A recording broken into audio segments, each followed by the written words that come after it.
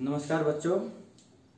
आज एनटीएससी की बायोलॉजी जो है, जिसका ऑलरेडी एक चैप्टर हो चुका है, जो आपको विनीत सर ने करवाया था, जिसका जो 10th क्लास का एक चैप्टर था, जिसको लाइव प्रोसेस या फिर जो जैव प्रक्रम है वो भी बोलते हैं, वो बायोलॉजी का फर्स्ट ही चैप्टर है। अगर 10th बायोलॉजी या फिर 10th साइंस में बात करें, शायद 6th और 7th चैप्टर है वो, तो वो आपने कर लिया होगा। उसके बाद फिजिक्स का मोशन या फिर गति, वो भी आपने कर लिया है।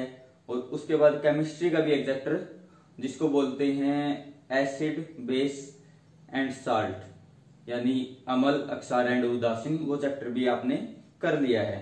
जैसे कि आपको पता होगा कि जो साइंस है आपकी एनटीएससी के लिए जो प्रिपरेशन चल रही है, उसमें साइंस के लिए फर्स्ट 3 डेज, जिसमें मंडे, ट्यूसडे और वेडनेसडे, ये 3 दिन रखे गए हैं। तो आज हम दोबारा से बायोलॉजी का एक अलग चैप्टर स्टार्ट करेंगे, और वो चैप्टर कौन सा है?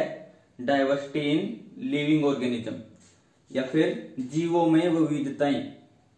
ये चैप्टर हमने करना है। बेसिकली ये क्या है कि 9वीं क्लास है जो आपकी, उसमें आप पढ़ के आ चुके हैं। 9वीं क्लास का ये चैप्टर है, आपने 9वीं क्लास में इसको पढ़ा होगा। लेकिन एनटीएससी के लिए आप इस चैप्टर को किस तरह से प्रिपेयर करें, उसके बारे में पढ़ना है। ठीक है, तो ये जीवों में विविधताएं या फिर डाइवर्सिटी इन लिविंग ऑर्गेनिज्म, इस चैप्टर को आज पढ़ना है, समझना है कि किस किस तरह से ये इम्पोर्टेंट है, और इसमें कौन सी चीज आपको अच्छे से याद रखनी है, और किस तरह के जो क्वेश्चन है वो इसके अंदर से पूछे जा सकते हैं। देखिए, जो एनटीएससी का सिलेबस है वो कहीं ना कहीं है तो लिमिटेड होके भी अनलिमिटेड है। मतलब क्या है कि उन्होंने बोला है कि इस चैप्टर में से क्वेश्चन आएंगे, लेकिन वो कितनी डीपली आएंगे या फिर किस तरह से आएंगे, उस तरह के लिए हमें इसको पूरा प्रॉपर हर एंगल से इसको पढ़ना पड़ेगा। ये जो चैप्टर है आपका, इसको 3 दिन के अंदर ही कंप्लीट कर दिया जाएगा, जो होंगे सोमवार, मंगलवार और बुधवार। इन 3 ही दिन में इसको कंप्लीट कर दिया जाएगा। इसके अंदर हम किस तरह से जो ऑर्गेनिजम्स है या फिर प्राणी हैं या फिर जो जीव हैं, उनको हम किस तरह से पहचान सकते हैं, किस तरह से अलग अलग क्लासिफाई या फिर वर्गीकृत कर सकते हैं, उसकी पूरी की पूरी जानकारी इस चैप्टर में है। वैसे देखा जाए तो ये बायोलॉजी का बेसिक चैप्टर है। मतलब बायोलॉजी से पहले आपको पता होना चाहिए, क्योंकि बायोलॉजी क्या है? जीवों की स्टडी, या फिर हम जीवों का अध्ययन, या फिर स्टडी ऑफ ऑर्गेनिजम्स, या फिर स्टडी ऑफ जो एनिमल्स है, या फिर जो भी एक लिविंग थिंग्स है, उसकी स्टडी को बायोलॉजी बोलते हैं। अब उस लिविंग थिंग्स को समझना है कि क्या है लिविंग थिंग्स, उसमें किस तरह से वेरिएशंस है, क्या उनमें अंतर है, कैसे लिविंग जो थिंग्स है वो ज्यादा है, कम है, क्या है, किस तरह से उनको वर्गीकृत किया गया है, किस किस बात का ध्यान रखा गया है, जो आप इस चैप्टर में पढ़ेंगे। ठीक है, वैसे भी ये अगर 9th की बायोलॉजी देखी जाए तो उसमें पहला ही चैप्टर है, पहला ही अध्याय है आपका। तो इस चैप्टर को हम सब समझते हैं। चलो स्टार्ट करते हैं। जीवों में विविधताएं।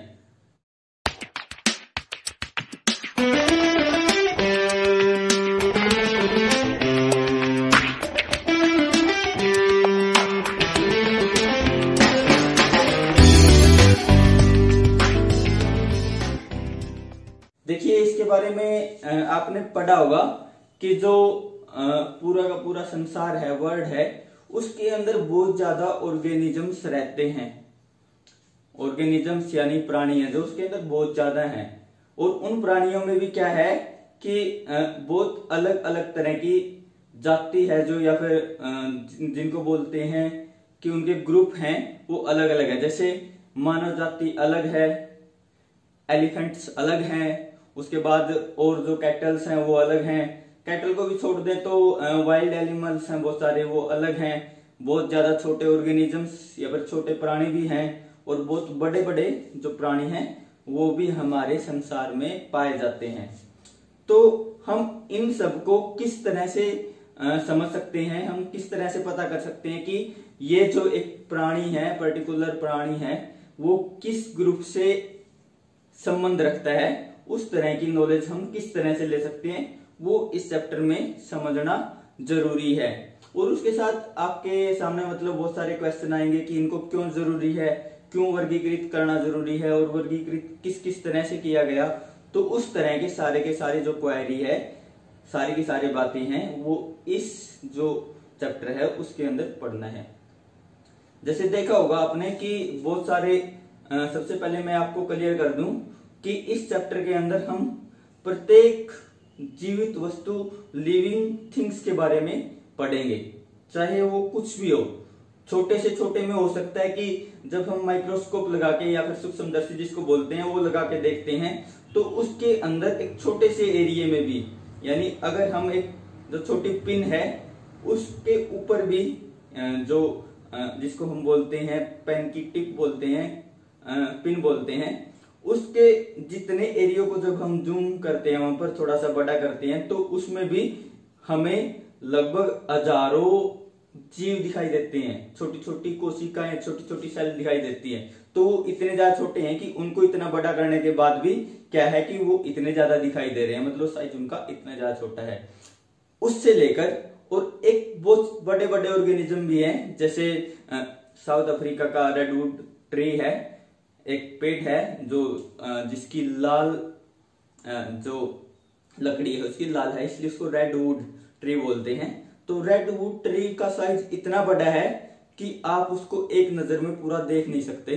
तो इतने बड़े तक के जो लिविंग ऑर्गेनिज्म है, इनके बीच में जो सारे के सारे हैं, ह्यूमन भी हैं, सारे के सारे जो आप देख रहे हैं वो सारे के सारे हैं। तो उन सारों को किस तरह से वर्गीकृत किया गया है उसके बारे में आप इस चैप्टर में, इस अध्याय में पढ़ेंगे। ठीक है, तो इसमें बहुत सारी चीजें आएगी जो आपने सीखनी है। सबसे पहले आपको पता होना चाहिए कि जो लिविंग है और नॉन लिविंग है उनका बेसिक डिफरेंस क्या होता है। ठीक है, आपको पहले ये पता होना चाहिए कि लिविंग और नॉन लिविंग, सजीव और निर्जीव, इन दोनों का बेसिक डिफरेंस क्या है। हम कब बोल सकते हैं कि कौन सा ऑर्गेनिज्म लिविंग है, कौन सा ऑर्गेनिज्म नॉन लिविंग है। क्योंकि बहुत तरह के ऐसे भी ऑर्गेनिज्म है, जैसे आपने स्नेल देखा होगा, गेंगा जिसको बोलते हैं, उसके ऊपर एक कैल्शियम की कवरिंग रहती है पूरी पूरी, मतलब वो एक शंखनुमा, शंख जो देखा है शंख के अंदर ही रहता है। ठीक है, शंख के अंदर पूरा पूरा जो प्राणी है वो उसके अंदर ही रहता है। जब उसको चलना होता है जब भी वो उससे बाहर आता है। अगर शंख आप वैसे ही कहीं देखोगे तो आपको ये लगेगा कि ये तो वैसे ही कोई निर्जीव चीज है, लेकिन वो संजीव है।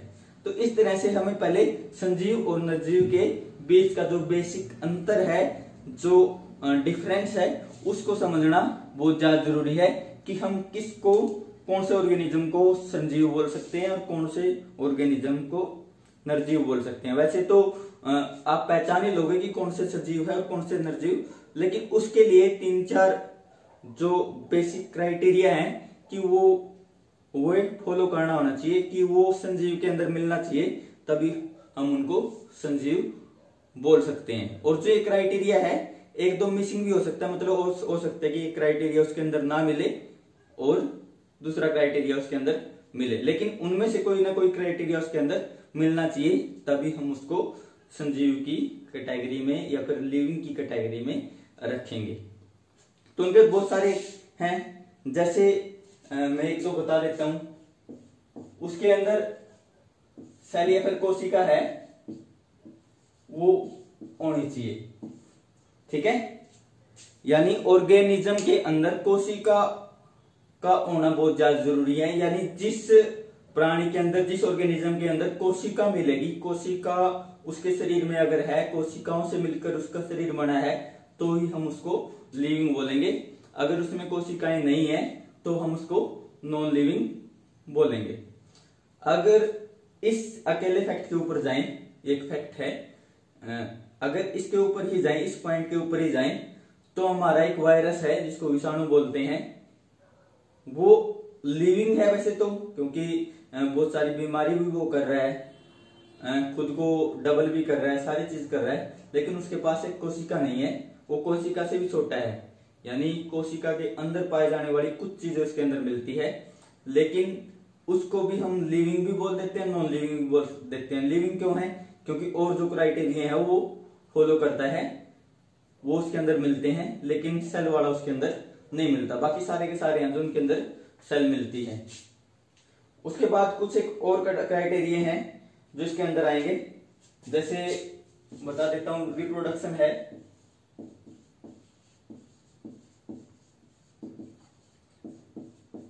जन्म भी बोलते हैं जिसको।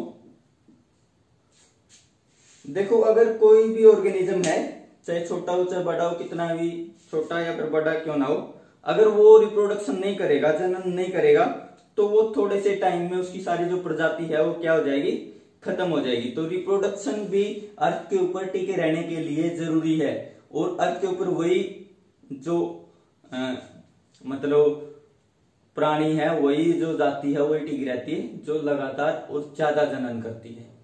ठीक है, तो जनन भी एक बहुत ही महत्वपूर्ण प्रक्रिया है। उसके बाद उसके अंदर सेंसेस होने चाहिए, मतलब वो सेंस टू इन्वायरमेंट बोल सकते हैं। सेंस टू इन्वायरमेंट मतलब जो इन्वायरमेंट है अपना, उसको सेंस कर सके वो, उसके अंदर ये कैपेसिटी होनी चाहिए कि वो इन्वायरमेंट को सेंस कर सके। जिस तरह हम देखते हैं कि बाहर अगर ठंड होती है तो हम फील कर रहे हैं, ठंड को भी फील कर रहे हैं, गर्मी है उसको भी फील कर रहे हैं, कोई स्मेल है उसको भी फील कर रहे हैं। तो इस तरह की जो सारे रिस्पॉन्स है हमारा वो होना चाहिए। बाकी जो सारे ऑर्गेनिज्म है वो भी रिस्पॉन्स करते हैं। आपने देखा होगा प्लांट भी रिस्पॉन्स करते हैं, छुई हुई का पेटा आपने देखा होगा। सारे के सारे जो प्लांट है वो रिस्पॉन्स करते हैं, और इस तरह का रिस्पॉन्स उनके अंदर होना चाहिए, या फिर हम बोल सकते हैं पर्यावरण के प्रति संवेदना उनके अंदर होनी चाहिए कि वो उसको सेंस कर सके, संवेद कर सके, तो वो होना चाहिए। उसके बाद एक मेटाबॉलिज्म,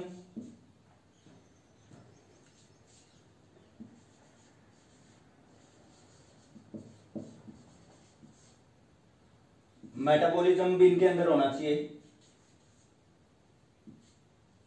मेटाबॉलिज्म का मतलब है कि जैसे हम फूड खाते हैं, भोजन लेते हैं, भोजन के बाद में छोटे छोटे कणों में बदल के फिर इसके अंदर जो भी होते हैं ना, कार्बोहाइड्रेट, लिपिड, प्रोटीन है या फिर फैट है, जो भी है वो क्या है, आगे फर्दर छोटे छोटे टुकड़ों में टूट के वो हमें एनर्जी देते हैं। इस तरह का जो मॉलिक्यूल है, पदार्थ हैं छोटे छोटे, कार्बोहाइड्रेट, प्रोटीन या फिर और हैं, लिपिड हैं या फिर विटामिन वगैरह हैं, सारे के सारे उनका बढ़ना और उनका टूटना क्या है, मेटाबॉलिज्म है।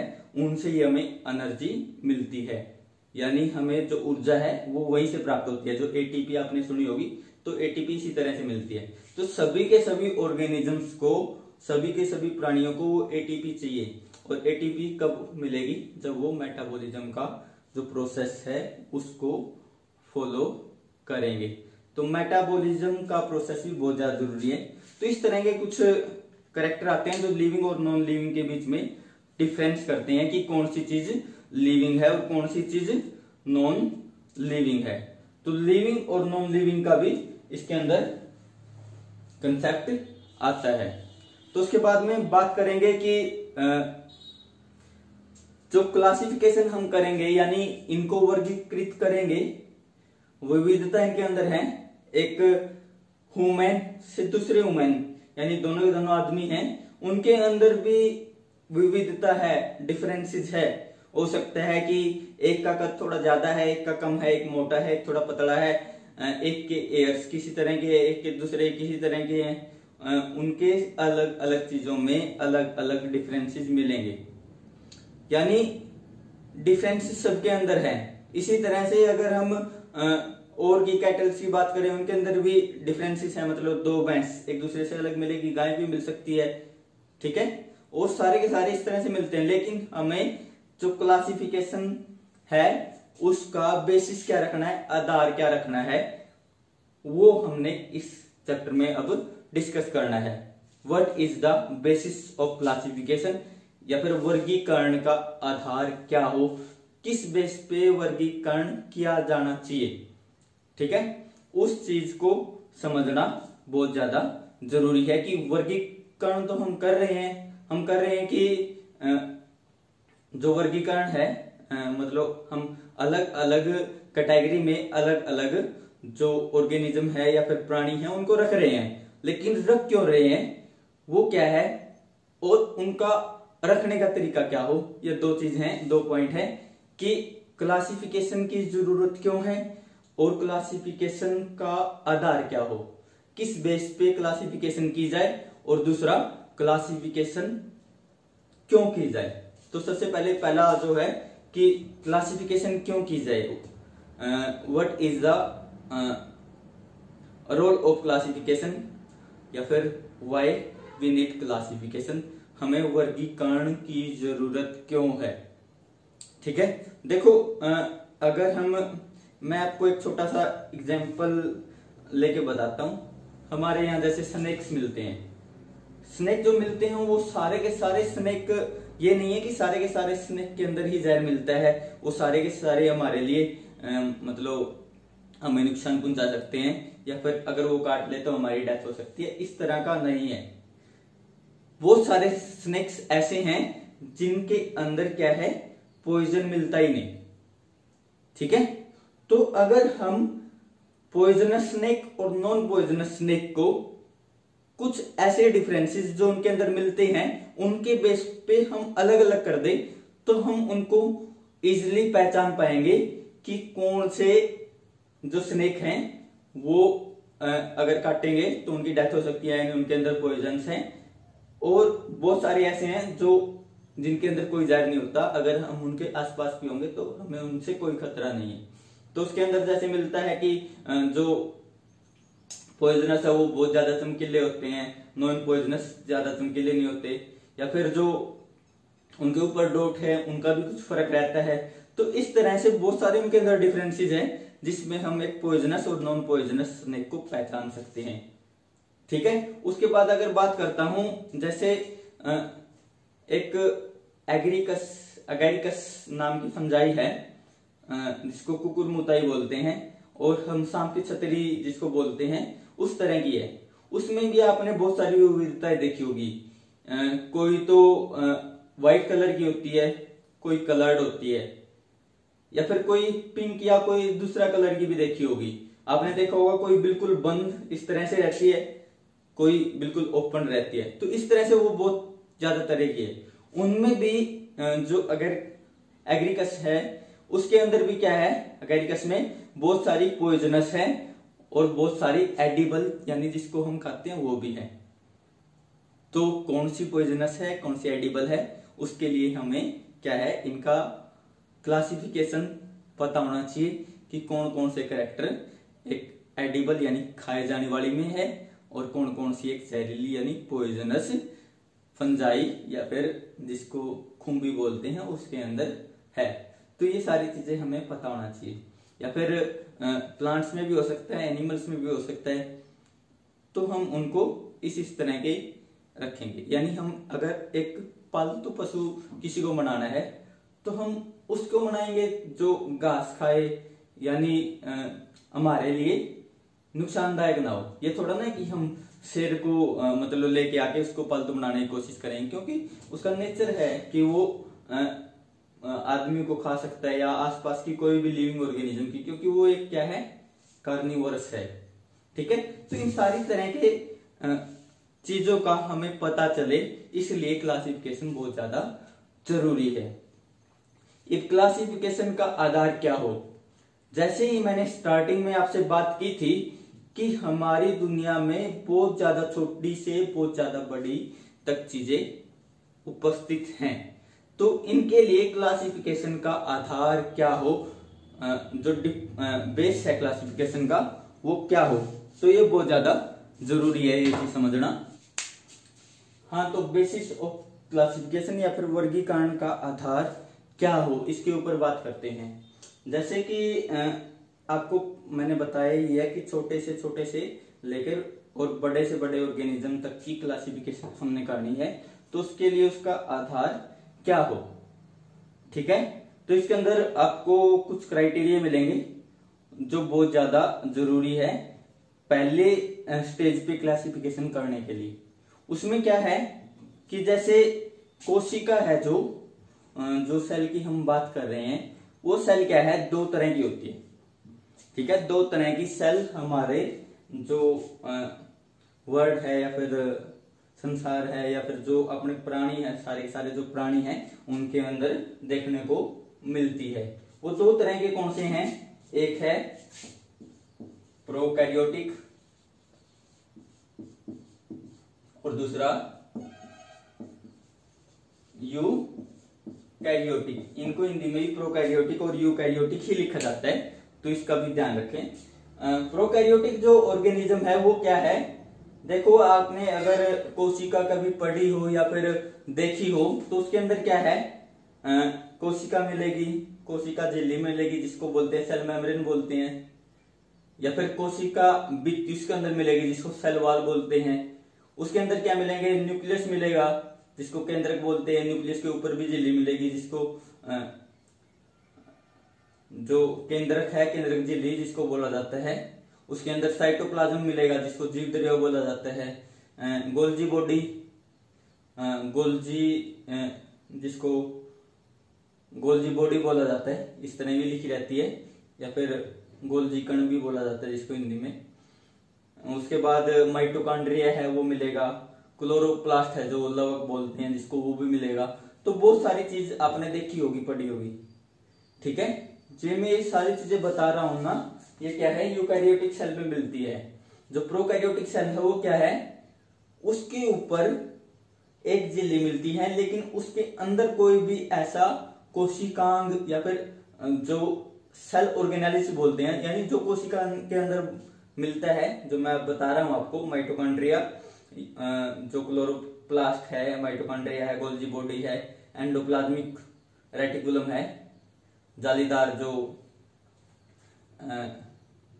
जिसको स्मूथ और रफ बोलते हैं, SER और RER बोलते हैं। उस तरह के सारे के सारे कोशिकांग हैं, कोशिका के अंग हैं।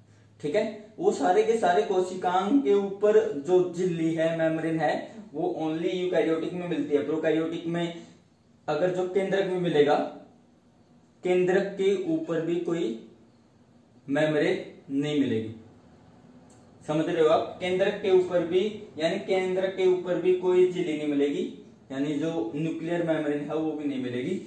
तो प्रोकैरियोटिक तरह की सेल मिलती है और दूसरी यूकैरियोटिक तरह की। तो हमें पहले ये बहुत ज्यादा जरूरी है देखना कि उसके अंदर जो सेल है वो कौन से तरह की है, कोशिका कौन सी तरह की है, प्रोकैरियोटिक की है या फिर यूकैरियोटिक की है। प्रोकैरियोटिक और यूकैरियोटिक का हमें उसके अंदर ध्यान रखना होगा।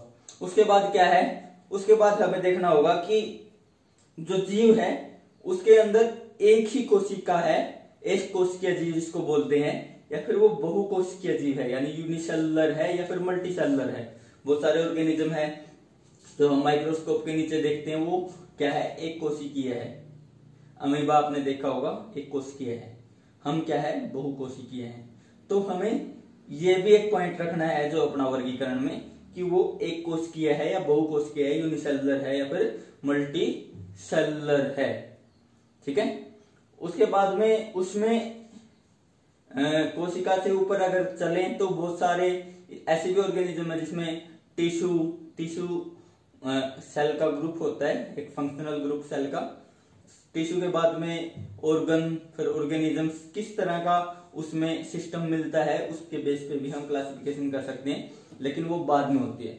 उसके बाद में हम जो तीसरा पॉइंट लेते हैं वो ये देखते हैं कि जो प्राणी है, जो उसका फीडिंग हैबिट्स है, जो उसका भोजन बनाने का तरीका है वो कैसा है, वो खुद बना रहा है या किसी दूसरे ऑर्गेनिज्म से ले रहे हैं, यानी स्वपोषी या फिर परपोषी, ऑटोट्रोफ्स या फिर हेटेरोट्रोफ्स, खुद खाना बना रहा है या फिर दूसरों से ले रहा है। ये दोनों को भी हमें उसमें डिस्कस यानी स्टडी करना पड़ेगा। हम जो ऑटोट्रोफ्स है या फिर स्वपोषी है उनके लिए एक अलग कैटेगरी बनाएंगे और जो परपोसी है उनको एक अलग कैटेगरी में रखने का प्रयास करेंगे। कोशिका के अंदर और भी ऐसी चीज हैं जो एक ऑर्गेनिज्म में किसी और तरह की और दूसरे ऑर्गेनिज्म में किसी और तरह की मिलेगी। यानी अगर हम बात करें कोशिका भित्ति, तो कोशिका भित्ति जिन सब्सटेंस से बनी है, यानी सेल वॉल जिन सब्सटेंस से मटेरियल से बनी है, वो ग्रुप टू ग्रुप अलग अलग हो सकता है। यानी एक में किसी और चीज की बनी हो, दूसरे में किसी और चीज की बनी हो, तो ये भी एक डिफरेंस या फिर आधार हो सकता है उनकी क्लासिफिकेशन करने का। और क्या आधार हो सकता है? और आधार ये हो सकता है कि जो कोशिका है या फिर जो ऑर्गेनिज्म है वो मोटाइल है, यानी वो चल सकता है, या फिर नॉन मोटाइल है, यानी एक ही जगह पर स्थिर रहता है। बहुत सारे ऐसे ऑर्गेनिजम्स मिलेंगे। इस तरह की क्लासिफिकेशन है जो चल सकता है, नहीं चल सकता है, वो जो छोटे ऑर्गेनिज्म है उनके ऊपर बहुत ही ज्यादा वैल्यूएबल है, बहुत ही ज्यादा लाभदायक है। उसमें हम अलग अलग उनको कर सकते हैं। तो ये सारी चीजें भी उसके अंदर बहुत ज्यादा रहती है। ठीक है, इस तरह से हम प्लांट्स में, एनिमल्स में और बहुत सारी जगह पर क्लासिफिकेशन हम कर पाएंगे। ठीक है, तो इस तरह से ये बेसिस है कुछ जो क्लासिफिकेशन करने में सहायक है। सेल का टाइप कैसा है, यूनिसेलुलर है, मल्टीसेलुलर है, सेल के अंदर के अंग हैं वो किस तरह से बने हैं, ऑटोट्रोफ्स है, इट्रोट्रोफ्स है, मोटाइल है, चर है, एचर है, मोटाइल नॉन मोटाइल है, उसके बारे में ये सारे के सारे जो 4-5 तरीके हैं इनका हम आगे यूज करके भी दिखाऊंगा मैं जब क्लासिफिकेशन करेंगे ऑर्गेनिजम्स का। अभी तक तो मैं बता रहा हूं आपको कि जस्ट किस तरह से करना है। ठीक है, उसके बाद में एक और जो टॉपिक है इसके साथ में हम डिस्कस करेंगे जो बेसिस ऑफ क्लासिफिकेशन है उसके साथ में, और वो है क्लासिफिकेशन एंड इवोल्यूशन, यानी वर्गीकरण और जैव विकास। आपको पता ही होगा कि अगर हम बहुत ज्यादा टाइम पहले की बात करें, यानी हम मिलियन बिलियन साल पहले की बात करें, तो वहां पर जो नंबर ऑफ ऑर्गेनिज्म थे, मतलब जो कितने तरह के जीव पाए जाते थे वो कम थे as compare to now today. जो आज के टाइम पे जो जितने भी मिलते हैं ना उससे बहुत ज्यादा कम थे। तो बोलते हैं कि इवोल्यूशन हुआ है। इवोल्यूशन में क्या है, इस तरह से स्पीसीज अलग अलग बन रही है, बहुत सारी स्पीसीज नई देखने को मिल रही है, कुछ है विलुप्त होने लग रही है, लेकिन जो एक्चुअल नंबर है उसमें कहीं ना कहीं फेरबदल लगभग चल रहा है। स्टार्टिंग में एक बोलते हैं कि नील हरित शैवाल जिसको बोलते हैं, ब्लू ग्रीन एल्गी, वो ही आई थी। उससे ही सारा का सारा जो आज के टाइम पे लिविंग ऑर्गेनिज्म देखने को मिल रहा है वो सारा का सारा उसी की बदौलत है, उसी से आया है। तो इस तरह से जैव विकास में क्या है कि एक स्पीसीज से, एक प्राणी से कई तरह के अलग प्राणी बन रहे हैं। इस तरह की जो खोज है वो डार्विन ने की थी, और डार्विन की एक बुक भी है, द ओरिजिन ऑफ इवोल्यूशन, ऐसा कुछ नाम है, वो देख लेना आप एक बार। उसके अंदर द ओरिजिन ऑफ स्पीसीज है शायद, कि स्पीसीज किस तरह से बनती है, प्राणी किस तरह से बनता है, उसके बारे में उसने पूरे बताया है। कि जैसे एक पूरा का पूरा ग्रुप है प्राणियों का, और उनको उनके आगे एक संकट है, हो सकता है कि उनके आगे फूड का संकट है, खाने का संकट है। जो खाना है वो इतना नहीं है कि उन सबका पेट भर सके।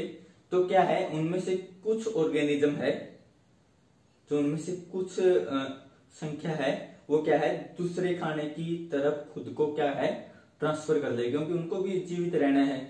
जैसे मैं बात करूं कि यहाँ पर 100 जो पीपल हैं, लेकिन वहां पर खाना क्या है, केवल 50 या फिर 60 आदमी के जितना ही है।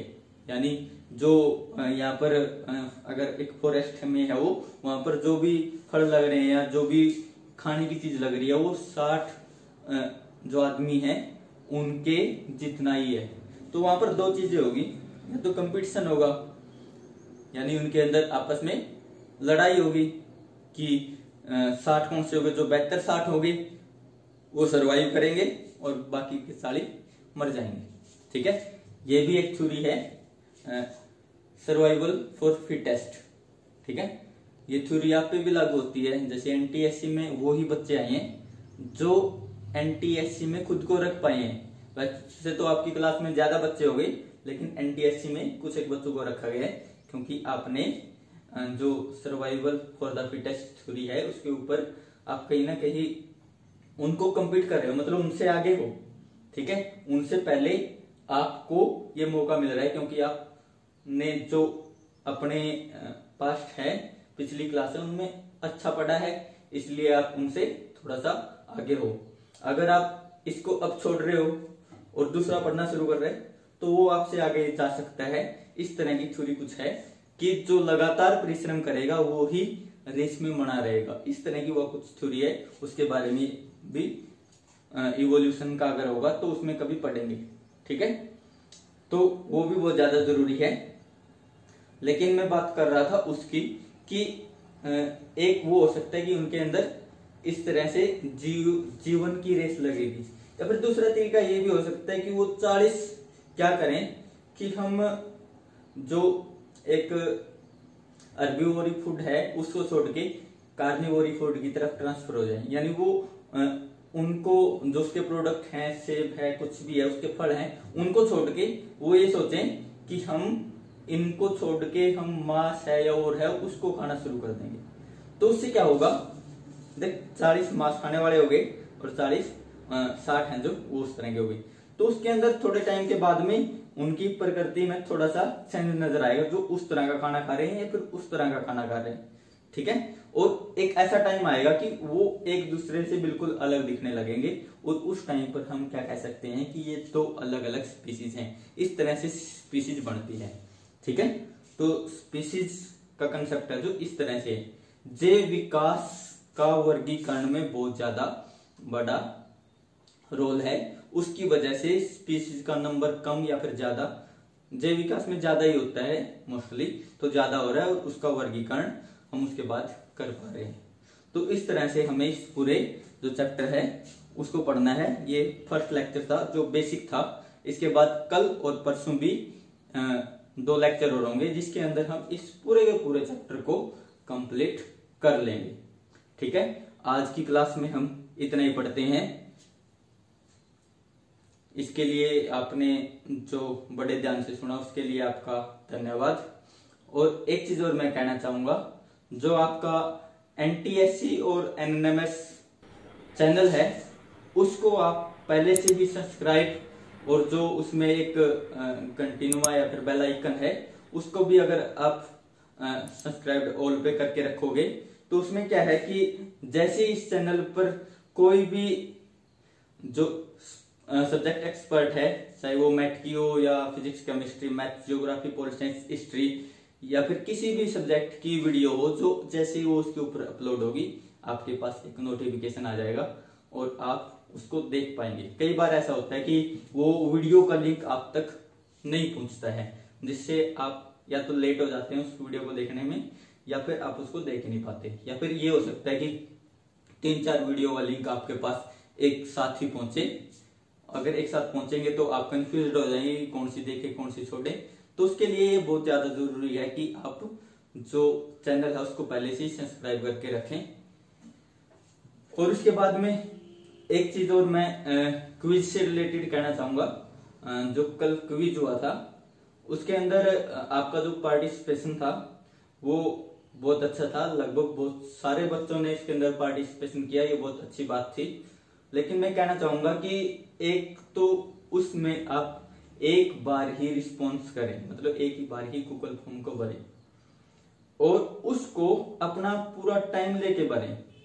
ठीक है ना, मतलब अगर हम 100 क्वेश्चन दे रहे हैं और 100 क्वेश्चन देने के बाद में जो हमारा पहला रिस्पॉन्स है, यानी पहले बच्चा है जो 100 के 100 क्वेश्चन अटेम्प्ट कर लेता है, वो महज स्टार्ट करने के 15 मिनट के अंदर आ रहा है। मतलब 15 मिनट के अंदर जो पहला बच्चा है उसने क्विज कर लिया। 100 क्वेश्चन है, 100 क्वेश्चन उसने 15 मिनट में कर लिए। 100 क्वेश्चन में 40 क्वेश्चन है जो मैथ के हैं, मेंटल एबिलिटी टेस्ट के हैं, जिसके अंदर आपने बहुत ही दिमाग लगाना होता है कि कौन सा उत्तर आएगा। 40 क्वेश्चन है। वैसे एनटीएससी में 100 क्वेश्चन के लिए 100 मिनट मिलती है और बच्चों के पास उन 100 मिनट में भी नहीं हो पाता, क्योंकि उनको बहुत ही दिमाग लगा के देखना पड़ता है कौन सा है। उसके बाद उसके अंदर मैथमेटिक्स के क्वेश्चन जो आपने सोल्व करके देखने थे, हिस्ट्री के भी थे जिसमें 4-4 स्टेटमेंट थी, उसके बाद भी मतलब 15 मिनट के अंदर आप कर रहे हो, तो उसमें ये है टिक किया, अगला टिक किया, बिना पढ़े ही ऐसी। तो इस तरह से ना लें, क्योंकि आप खुद के बारे में भी सोचें, क्योंकि आप सिलेक्टेड कैंडिडेट हैं अपनी क्लास के। अगर ऐसे लेना होता तो हम पूरी क्लास को ही ले लेते, पूरी क्लास है जो वो भी कर सकती है ऐसे। तो ये किया, next tick, A B D S सारे ऐसे ही, अगला अगला अगला, सबमिट किया। और सबमिट करने के बाद आप क्या देख रहे हो, हाँ अब मैं देख लेता हूं कि किसका कौन सा उत्तर आ रहा है, ये है, आप नोट करके फिर दोबारा लग गए। उसमें क्या है, इसमें क्या है, आपके नंबर तो बढ़ जाएंगे लेकिन नॉलेज नहीं बढ़ेगी। किस तरह से अटेम्प्ट करते हैं वो।